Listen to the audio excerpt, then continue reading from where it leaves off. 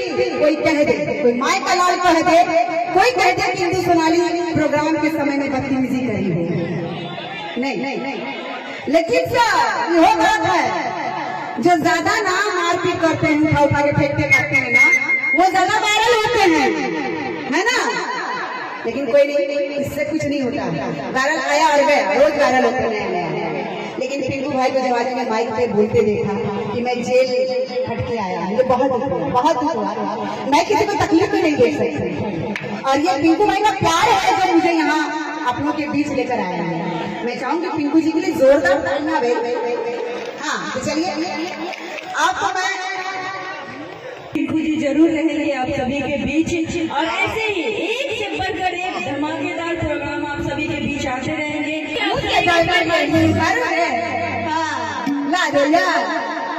मैं कैमरे में आप सभी के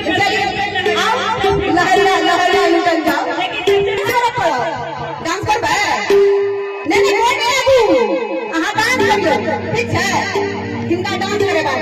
चलो आओ।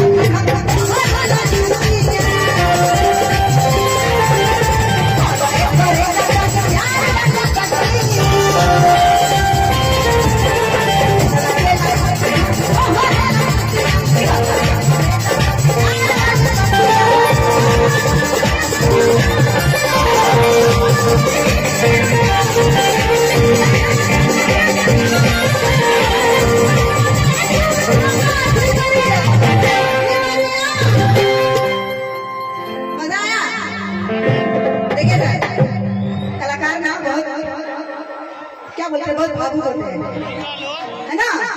अगर अपने पे आ जाए, जब आप लोगों ने इस कलाकार को अपना मूड में ला लिया है, तो एक गाना गाने के बाद मेरी ओर से कॉम्बो पैक होगा, ठीक है ना। हाँ। भी